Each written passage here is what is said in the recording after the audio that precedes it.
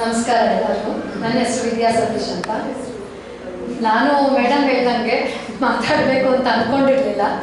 ಆದರೆ ಈ ವಿಷಯ ಇರೋದ್ರಿಂದ ನನಗೊಂಥರ ಅಜ್ಜಿ ಯಾವಾಗಲೂ ಸದಾ ನೆನಪಲ್ಲೇ ಇರ್ತಾರೆ. ಬಟ್ ನಮ್ಮ ಅಜ್ಜಿ ಬಗ್ಗೆ ಒಂದು 4 ಜನ ಕೇಳಬೇಕು ಅನ್ನೋದು ಒಂದು ಖುಷಿ ಇರುತ್ತಲ್ಲ, ಹಾಗಾಗಿ ನಾನು ಬಂದೆ. ಇವತ್ತು ಲೇಟಾಗಿ ಬಂದೆ, ಆದರೂ ಮಾತಾಡೋಣ ಅಂತ ಬಂದೆ.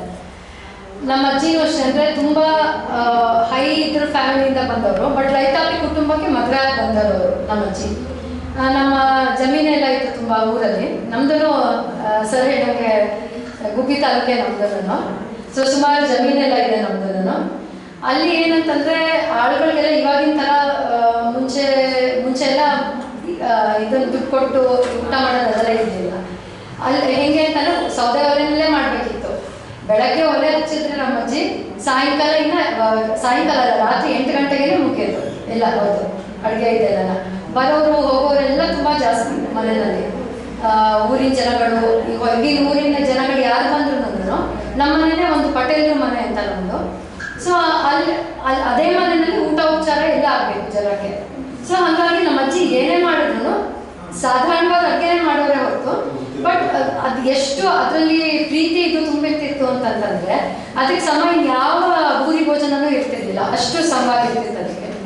ಸಾಮಾನ್ಯ ನಮ್ಮ ಮನೆಗಳಲ್ಲಿ ಸರ್ ಹೇಳಿದಾಗ ಅವರೆಕಾಯಿ ಕಾಲದಲ್ಲಿ ದಿನ ಅವರೆಕಾಯಿ ಮಾಡೋರು, ಅವರೆಕಾಯಿ ಮೇಲೊಬ್ಬರ ಇಲ್ಲ ಸಾಯಂಕಾಲ ಸಬ್ಸಾರು ಅಂತ ಮಾಡೋರು, ಮುದ್ದೆ ಅಂತೂ ಇದ್ದೇ ಇರೋದು. ಇದೆಲ್ಲ ನೆನೆಸ್ಕೊಂಡ್ರೆ ತುಂಬಾ ಆ ವಿಷಯದಲ್ಲಿ ನಮ್ಮ ಅಜ್ಜಿನ ತುಂಬಾ ನಾವು ಮಿಸ್ ಮಾಡ್ಕೊಳ್ತೀವಿ. ಮತ್ತು ನನಗೆ ಅಡುಗೆ ಇದೆಲ್ಲ ಹೇಳ್ಕೊಟ್ಟವ್ರು ನಮ್ಮ ಅಜ್ಜಿನೇ. ನಾನು ಮದುವೆ ಆಗಿ ಹೋದಾಗ 25 ವರ್ಷ ಆಗುತ್ತೆ ಮದುವೆ ಆಗಿ ಹೋದಾಗ ನನಗೆ ಏನೂ ಅಡುಗೆ ತಿಂಡಿ ಏನೂ ಮಾಡೋಕ್ಕೆ ಬರ್ತಾ ಇರಲಿಲ್ಲ. ಅಂಥದ್ರಲ್ಲಿ ಅವರು ಫೋನಲ್ಲಿ ಸಹನೆಯಿಂದ ಪಾಪ ಹೇಳ್ಕೊಡೋರು, ಅವರು ಹೆಂಗೆ ಮಾಡಬೇಕು, ಯಾವುದಕ್ಕೆ ಏನು ಹಾಕಿದ್ರೆ ಏನೋ ಇದು ಅಂತೆಲ್ಲ. ಅದರಲ್ಲಿ ಮೊದಲು ಕಲ್ತಿದ್ದು ನಾನು ಮುದ್ದೆ, ರಾಗಿ ಮುದ್ದೆ ನಮ್ಮ ಅಜ್ಜಿಯಿಂದ ಕಲ್ತಿದ್ದು. ಸಾಮಾನ್ಯ ರಾಗಿ ಮುದ್ದೆಗೆ ಎಲ್ಲರೂ ಅಳತೆ ಇಟ್ಕೊಂಡು ಮಾಡ್ತಾರೆ, ಒಂದೂವರೆ ಲೋಟ ಅಂತ. ಬಟ್ ನಮ್ಮ ಅಜ್ಜಿ ಯಾವ ಥರ ಟ್ರೈನ್ ಮಾಡಿದ್ರು ನಮಗೆ ಅಂತಂದರೆ, ಹದವಾಗಿ ಬರೋದು ಮುದ್ದೆ, ಅದು ಕಣ್ಣಡತೆ ಅಷ್ಟೇ, ಕಣ್ಣಡತೆ ನೀರು, ಕಣ್ಣಡತೆ ಹಿಟ್ಟು, ರಾಗಿ ಹಿಟ್ಟು. ಎಷ್ಟು ಇದಾಗಿ ಬರೋದು ಅಂತಂದರೆ ಅಷ್ಟು ಚೆನ್ನಾಗಿ ಮಾಡೋರು ಅವರು ಮುದ್ದೆನ. ಹಾಗೆ ಇನ್ನೊಂದು ನಮ್ಮ ಅಜ್ಜಿ ಮಾಡ್ತಿದ್ದು ನಮ್ಗೆ ಇಷ್ಟ ಆಗ್ತಿದ್ದು ಅಂತಂದರೆ ಇದು ಅವರೆಕಾಯಿ ಸಬ್ಸಾರು ಅಂತ ಮಾಡೋರು. ಅದು ಸಾಮಾನ್ಯ ರಾತ್ರಿ ಹೊತ್ತೇ ಮಾಡ್ತಿದ್ದಿದ್ದು ನಮ್ಮಗಳ ಮನೆಯಲ್ಲಿ. ಏನಂದರೆ ಅವರೆಕಾಳು ಬಿಡಿಸ್ಕೊಂಡು ಬಿಟ್ಟು ಅದನ್ನು ಬೇಳೆ ಹಾಕ್ತಿರ್ಲಿಲ್ಲ, ಅದಕ್ಕೆ ಕಾಳು ಹಾಕಿ ರುಬ್ಬಿ ಜೀರಿಗೆ, ಮೆಣಸು, ಇಂಗು, ಕಾಯಿ ಇದೆಲ್ಲ ಹಾಕಿ ರುಬ್ಬಿಟ್ಟು ಸಾರು ಮಾಡೋದು. ಅದ್ರ ಜೊತೆ ಉಸ್ಲಿ. ಅದು ರುಚಿ ಅಂತೂ ಈಗಲೂ ಮರೆಯೋಕ್ಕಾಗಲ್ಲ. ಹಸಿ ಮೆಣಸಿನ್ಕಾಯಿ ಹಾಕೋರು ಅದಕ್ಕೆ, ಒಣಮೆಣಸು ಉಪಯೋಗಿಸ್ತಿದ್ರೆ ಹಸಿ ಮೆಣಸಿನ್ಕಾಯಿ, ಮೆಣಸು, ಜೀರಿಗೆ ಅದರದ್ದು ಇದು ಮೇನ್ ಟೇಸ್ಟ್ ಬರ್ತಾ ಇದ್ದಿದ್ದು.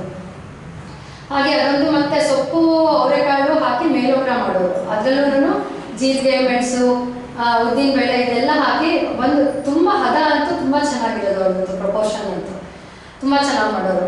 ಮತ್ತು ಹಲಸಿನ ಬೀಜದ ಗೊಜ್ಜು ಮಾಡೋರು ನಮ್ಮ ಅಜ್ಜಿ. ಹಲಸಿನ ಬೀಜನ ಎಷ್ಟು ಸಹನೆ ಅವ್ರಿಗೆ ಅಂತಾರೆ, ತರಕಾರಿ ಹೆಚ್ಚಾದಾಗಿ ಎಷ್ಟು ಒಂದು ಅಚ್ಚುಕಟ್ಟುತನ ಇತ್ತು ಇದರಲ್ಲಿ. ಅಡುಗೆ ಏನೇ ಒಂದು ಸಾಧಾರಣವಾದ ಅಡುಗೆ ಮಾಡಿದ್ರು ಅದರಲ್ಲಿ ತುಂಬ ಒಂದು ಪ್ರೀತಿ, ಒಂದು ಅಚ್ಚುಕಟ್ಟುತನ ಇರ್ತಿತ್ತು ಅವ್ರ ಅಡುಗೆನಲ್ಲಿ. ಹಲಸಿನ ಬೀಜದ ಗೊಜ್ಜು ಮಾಡೋರು. ಆ ಹಲಸಿನ ಬೀಜನ ಸಿಪ್ಪೆ ತೆಗೆದು ಅದನ್ನು ಸಣ್ಣಗೆ ಹೆಚ್ಚಿ ಅದನ್ನು ಅದಕ್ಕೆ ಕಾಯಿ ಇದನ್ನೆಲ್ಲ ರುಬ್ಬ ಹಾಕಿ ಎಲ್ಲ ಮಾಡಿ ಇದು ಮಾಡೋರು. ಅದು ಎಲ್ಲ ಬೇಸಿಗೆ ಕಾಲದ ಅಡುಗೆಗಳದೆಲ್ಲ. ಅದು ಆಮೇಲೆ ಈ ಹಲಸಿನ ಕಾಯಿ ಹುಳಿ ಮಾಡೋರು, ಹಲಸಿನಕಾಯಿ, ಹಲಸಂದೆ ಕಾಳು ಹಾಕಿ ಹುಳಿ ಮಾಡೋರು. ಸಾಮಾನ್ಯ ಸಮಾರಂಭಗಳಲ್ಲಿ ಮಾಡ್ತಾರೆ ಅದೆಲ್ಲ. ಅದೆಲ್ಲ ಒಂಥರ ತುಂಬಾ ಒಂದು ವಿಶಿಷ್ಟವಾದ ಇದಿರೋದು, ರುಚಿ ಇರೋದು ಅವರು ನಮ್ಮ ಅಜ್ಜಿದು. ಹಾಗೆ ನಾನು ತುಂಬ ನನಗೆ ಅಚ್ಚುಮೆಚ್ಚಿನ ಇದು ಅಂತಂದರೆ ಸಿಹಿ ತಿನಿಸುಗಳಲ್ಲಿ ಈ ಇದು ಕುಂಬಳ ಬೀಜದ್ದು, ಸಿಹಿ ಕುಂಬಳ ಬೀಜದ್ದು ಪಾಯಸ ಮಾಡೋದು ಹೇಳ್ಕೊಟ್ಟಿದ್ರು ನನಗೆ. ಅದು ಅಷ್ಟೇ, ಏನಂತಾರೆ ಒಣಗಿಸಿ ಅದನ್ನು ಬೀಜ ಒಣಗಿಸಿ ಸಿಪ್ಪೆ, ಮೇಲಿನ ಸಿಪ್ಪೆ ತೆಗೆದು ಅದನ್ನು ತುಪ್ಪದಲ್ಲಿ ಹುರಿದು ಅದನ್ನು ಹಾಲಲ್ಲಿ ಬೇಯಿಸೋರು. ಅದೆಲ್ಲ ಅದು ಎಷ್ಟು ರುಚಿನ ಇವಾಗಿನ ಯಾವ ಸ್ವೀಟ್ಗೂ ಅದು ಸಮ ಅಲ್ಲ. ಅದು ಅಷ್ಟು ಅಂದರೆ ಹಂಬಲ್ ಸ್ವೀಟ್ ಅಂತ ಹೇಳ್ತೀವಲ್ಲ, ಅಷ್ಟು ಇದು. ಈ ಥರ ಒಂದಲ್ಲ ಎರಡಲ್ಲ ನಮ್ಮ ಅಜ್ಜಿ ಕೈ ರುಚಿಗಳು ಎಷ್ಟೇ ಸಾಧಾರಣವಾಗಿದ್ರು ಆ ಪ್ರೀತಿ ಇದ್ದಿದ್ದರಿಂದ ನಮಗೊಂಥರ ಅದು ವಿಶಿಷ್ಟವಾದ ಇದು ಅಂತಲೇ ತುಂಬ ಅನ್ನಿಸ್ತಾ ಇತ್ತು ನಮಗೆ ನಮ್ಮ ಅಜ್ಜಿ ಇದು. ಸೊ ಹಾಗಾಗಿ ಹೇಳ್ತಾ ಹೋದ್ರಿಂದ ತುಂಬಾ ಇರುತ್ತೆ. ಅಜ್ಜಿನದೇ ಮೇಡಮ್ ಹೇಳಿದಂಗೆ ಅದೊಂದು ಭಾವನೆ ಇದು. ಇಷ್ಟೇ ನಾನು ಮುಗಿಸ್ತೀನಿ. ಧನ್ಯವಾದಗಳು ವಿದ್ಯಾ. ನಮ್ಮ ಶಾಂತಕ ಯುಗದಲ್ಲಿ ಅಜ್ಜಿ ಮೊಮ್ಮಗಳದ್ದು ಬಯೋಲಾಜಿಕಲ್ ಬಾಂಧವ್ಯ ಎಲ್ಲಿಂದ ಶುರುವಾಗುತ್ತೆ ಅಂತ ನಮ್ಮ ಶಾಂತಕ ತುಂಬಾ ಚೆನ್ನಾಗಿ ಹೇಳಿದ್ರು. ಈಗ ನಾವು ನಮ್ಮಜ್ಜಿ ಕೈ ರುಚಿ ಅಂತ ಒಂದು 10 ಟಾಪಿಕ್ ಅನ್ನು ತಗೊಂಡಿದ್ವಿ. ಅದರಲ್ಲಿ ನಮ್ಗೆ ತುಂಬಾ ಇಷ್ಟ ಆಗಿದ್ದು ನಮ್ಮಜ್ಜಿ ಕೈ ರುಚಿ ಟಾಪಿಕ್ ಅನ್ನೆಲ್ಲ ನಾವು ಸಜೆಸ್ಟ್ ಮಾಡಿದಾಗ ನಮ್ಮಜ್ಜಿ ಕೈ ರುಚಿ ಯಾಕೆ ತಗೊಂಡ್ವಿ ಅಂದ್ರೆ ಅದೊಂದು ಬಾಂಧವ್ಯ, ಮತ್ತೆ ಅದಕ್ಕೆ ಏನು ಪ್ರಿಪ್ರೇಷನ್ ಬೇಡ, ನಮ್ಮ ಬಾಲ್ಯವನ್ನ ನಾವು ನೆನೆಸ್ಕೊಳ್ಳೋದು ಅನ್ನೋ ಒಂದೇ ಕಾರಣಕ್ಕೆ ಇಲ್ಲಿ ನೋಡಿ ಯಾವುದೇ ಭಾರತದ ಬಗ್ಗೆ ಯಾವುದೋ ಒಬ್ಬರ ಬಗ್ಗೆ ಹೇಳ್ಬೇಕು ಅಂದ್ರೆ ಏನೋ ವಿಷಯ ಮಾತಾಡ್ಬೇಕು ಅಂದ್ರೆ ನಾವ್ ಏನ್ ಮಾಡ್ತೀವಿ, ಪಾಯಿಂಟ್ಸ್ ಎಲ್ಲ ಹಾಕೊಂಡು ಮಾತಾಡ್ತೀವಿ. ಅದು ಹೀಗೆ ಅಂತ ಈಗ ನೋಡಿ ನಮ್ಮಲ್ಲಿ ಬಂದವರೆಲ್ಲ ಶಾಂತಕ ಹೆಂಗು ಗಂಟೆಗಟ್ಟಲೆ ಮಾತಾಡೋರು, ಅವ್ರಿಗೆ ಕೊಟ್ಟಿದ್ರು ಅವ್ರು ಚೆನ್ನಾಗಿ ಇನ್ನೊಂದು ಮಾತಾಡ್ತಿದ್ರು. ಆದ್ರೆ ವಿಷಯನೇ ಇರದೆ ಎಷ್ಟೊತ್ತು ಬೇಕಾದ್ರೂ ಮಾತಾಡ್ಬೋದು. ನಮ್ಮಲ್ಲಿ ಯಾರಿಗೂ ಈಗ ಟೈಮ್ ಇನ್ನೂ ಒಂದ್ ಸ್ವಲ್ಪ ಇದ್ದಿದ್ರೆ ನಮ್ಮ ಅಜ್ಜಿ ಇನ್ನೂ ಒಂದಿಷ್ಟು ವಿಷಯ ಹೇಳ್ಬೋದು ಅಂತ ಅನ್ನಿಸ್ತಾ ಇತ್ತು ಅಲ್ವಾ? ಹೌದು, ಇದು ಆದ್ರೆ ಪ್ರತಿಯೊಂದಕ್ಕೂ ಒಂದು ರೆಸ್ಟ್ರಿಕ್ಷನ್ ಇರೋದ್ರಿಂದ, ಇದು ಸ್ಪರ್ಧೆ ಆಗಿರೋದ್ರಿಂದ ನಾವಿಷ್ಟೇ. ಆದ್ರೆ ಇನ್ನೂ ನಾವು ಹಂಚ್ಕೊಳ್ಳೋಣ ನಮ್ಮ ಅಜ್ಜಿ ಬಗ್ಗೆ, ನಾವು ಇನ್ನೂ ಹೇಳೋಣ ನಮ್ಮ ಅಜ್ಜಿ ಇಷ್ಟೆಲ್ಲ ಇತ್ತು. ಎಲ್ಲರದ್ದು ಬೇರೆ ಬೇರೆ ಬೇರೆ ಬೇರೆ ವಿಷಯ, ಬೇರೆ ಬೇರೆ ನಮ್ಮ ಇದು ಫ್ಯಾಮಿಲಿ ಬ್ಯಾಕ್ಗ್ರೌಂಡ್, ನಮ್ಮ ಇದು ಕೂಡ ಬೇರೆ ಬೇರೆ ಇರುತ್ತೆ ರುಚಿಗಳು. ಹಾಗೆ ವಿದ್ಯಾರ್ಥಿ ಹೇಳಿದಂಗೆ ಕುಂಬಳಕಾಯಿ ಬೀಜದಲ್ಲಿ ಎಂಥ ಒಂದು ಮೆಡಿಸಿನಲ್ ವ್ಯಾಲ್ಯೂಸ್ ಇದೆ ಅಂದ್ರೆ ಅದನ್ನ ಈಗ ಒಣಗಿಸಿ ಪ್ಯಾಕ್ ಮಾಡಿ 70 ರೂಪಾಯಿಗೆ ಪ್ಯಾಕಲ್ಲಿ ಮಾರ್ತಾ ಇದ್ದಾರೆ. ಅದನ್ನ ತಿನ್ನಲೇಬೇಕು. ಬೆಳಿಗ್ಗೆ ಎದ್ಕೊಳ್ಳೆ ಕುಂಬಳಕಾಯಿ ಬೀಜ ಅದು ಇದು ತಿನ್ನಿ ಅಂತ ಡಾಕ್ಟರ್ಸ್ ಈಗ ಸಜೆಸ್ಟ್ ಮಾಡ್ತಾ ಇದ್ದಾರೆ. ನಮ್ಮ ಅಜ್ಜಿಂದ್ರಿಗೆ ಗೊತ್ತೇ ಇರಲಿಲ್ಲ ಇಷ್ಟೆಲ್ಲ ಇದೆ.